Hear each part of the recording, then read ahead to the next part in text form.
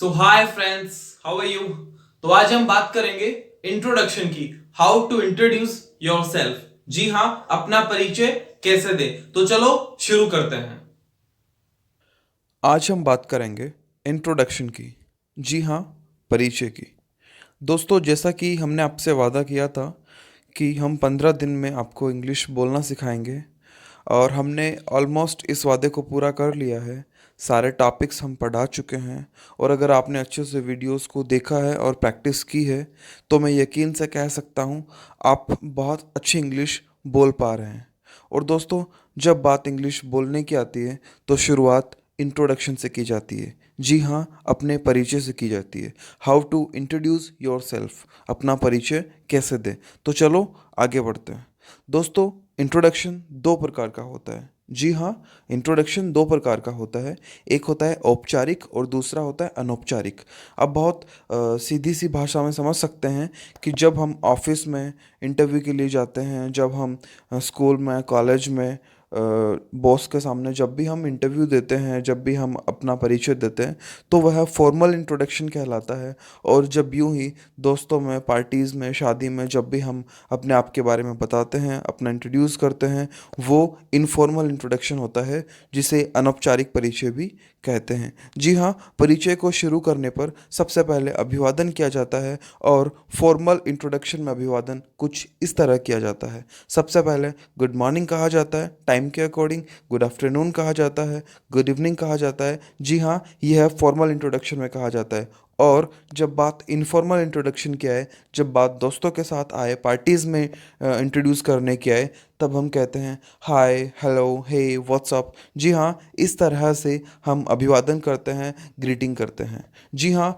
और अभिवादन के बाद हम अपने बारे में बताते हैं, और हम शुरुआत करते हैं अपने नाम से। जी हाँ, हम कह सकते हैं my name is, this is, I M.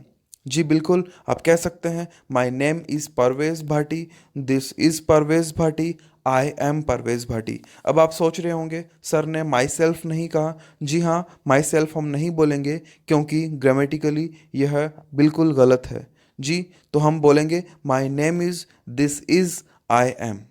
उसके बाद नाम बताने के बाद हम बताते हैं हम कहाँ से हैं, प्लेस के बारे में बात करते हैं। तो हम कह सकते हैं आई एम फ्रॉम। जी बिल्कुल, हम कह सकते हैं I am from, I belong to, I live in. जी हाँ, I am from Jaipur, I belong to Jaipur, I live in Jaipur. जी हाँ, इस तरह से हम जहाँ से भी आते हैं वहाँ से बता सकते हैं, इस तरह बता सकते हैं। ये तीन तरीके हैं, और हम किसी भी तरीके से बता सकते हैं। मैं एक बार फिर से रिवाइज करता हूँ।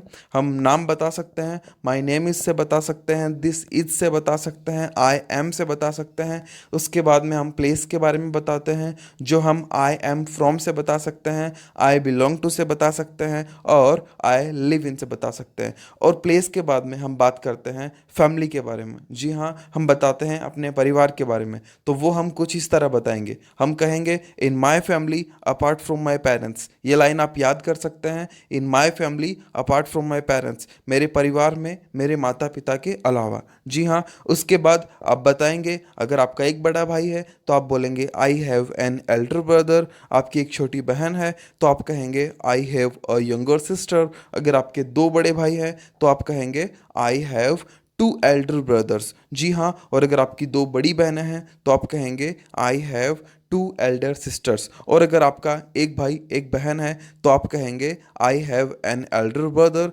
And I have an elder sister. जी हाँ, इस तरह से आप बता सकते हैं। उसके बाद आप बात करेंगे अपने मम्मी पापा के प्रोफेशन के बारे में। तो आप बताएंगे my father is a teacher. अगर टीचर है तो आप टीचर बताएंगे, डॉक्टर है डॉक्टर बताएंगे, बिजनेसमैन है आप बिजनेसमैन बताएंगे। तो आप कह सकते हैं my father is a teacher, doctor, businessman, artist, singer, जो भी आप हैं, जो भी हैं आप बता सकते हैं। उसके बाद आप मदर के बारे में बात करेंगे, my mother is a home maker.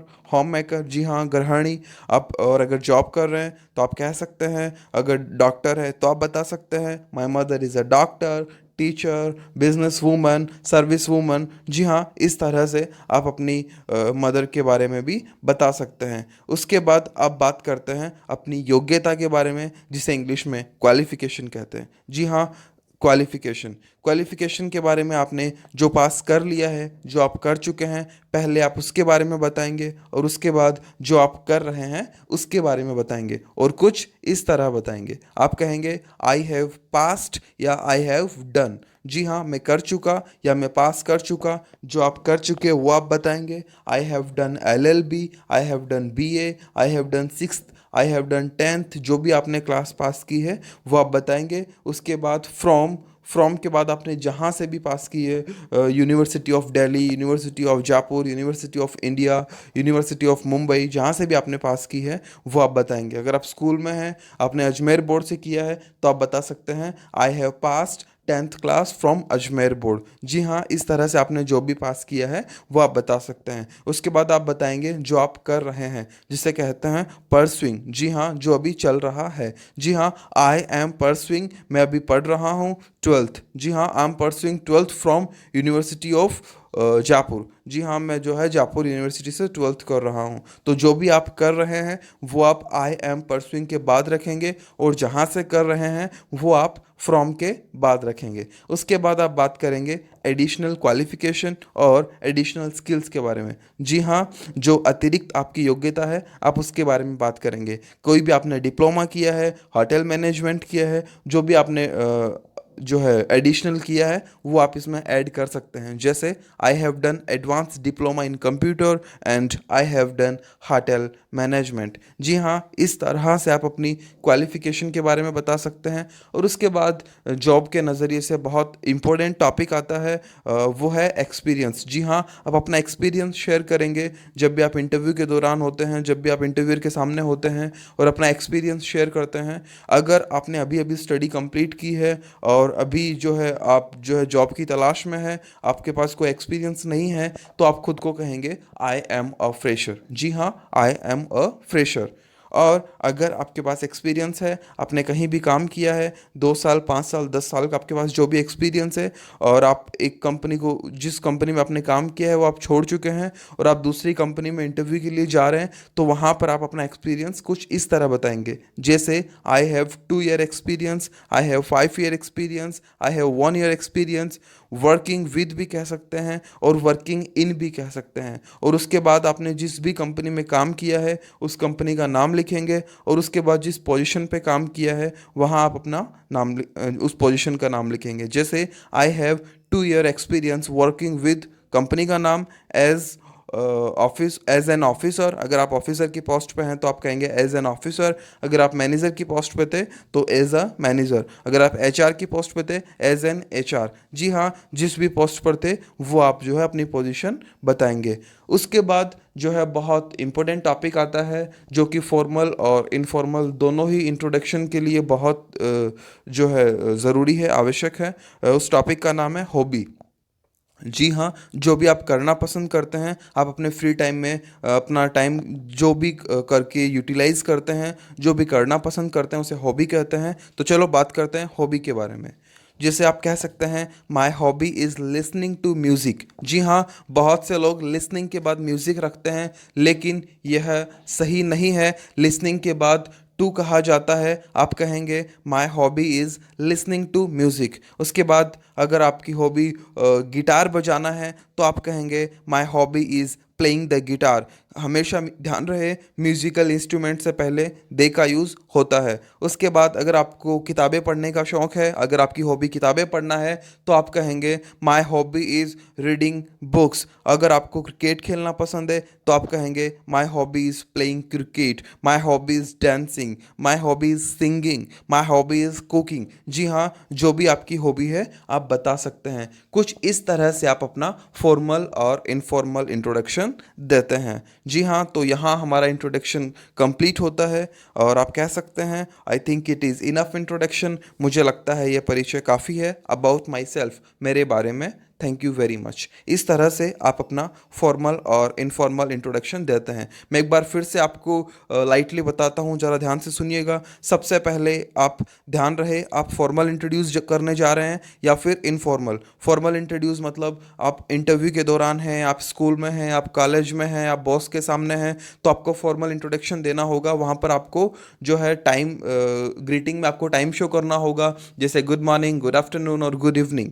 और अगर इनफॉर्मल है, दोस्तों में है, पार्टीज में है, तो आप हाय, हेलो है, व्हाट्सअप कह सकते हैं। उसके बाद आप अपना नाम बताएंगे, my name is, this is, I M कह सकते हैं। याद रहे, माई सेल्फ हम नहीं कहेंगे। उसके बाद आप प्लेस के बारे में बात करेंगे, आई एम फ्रॉम कह सकते हैं, आई बिलोंग टू कह सकते हैं और आई लिव इन कह सकते हैं। जी हाँ, उसके बाद आप अपनी फैमिली के बारे में बात करेंगे, जिसमें आपको एक लाइन याद रखनी है, in my family apart from my parents. जी हाँ, मेरे परिवार में मेरे माता पिता के अलावा।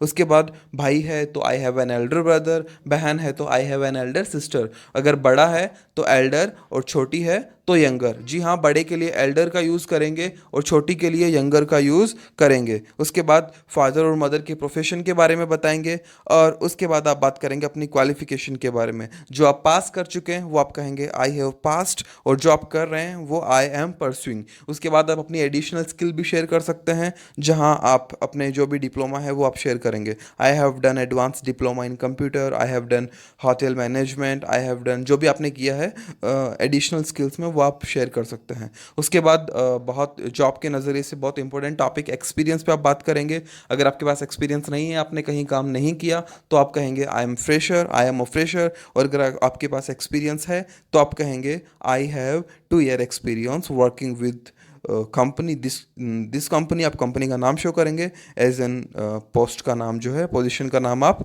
शेयर करेंगे। उसके बाद आप अपनी हॉबी शेयर करेंगे, listening to music, playing the guitar, reading books, playing cricket, जो भी आपकी हॉबी है वो आप शेयर करेंगे। जी हाँ, बिल्कुल। तो इस तरह से आप अपना इंट्रोडक्शन बहुत अच्छे से दे पाएंगे और अपने आप को वहाँ पर बिल्कुल अलग और बहुत खूब दिखा पाएंगे।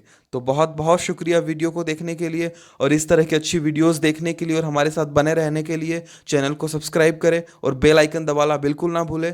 बेल आइकन दबाने के बाद हमारी वीडियो सबसे पहले आपके पास पहुंचेगी और आप उसका जो है फ़ायदा उठा पाएंगे। सो बहुत बहुत शुक्रिया, थैंक यू वेरी मच।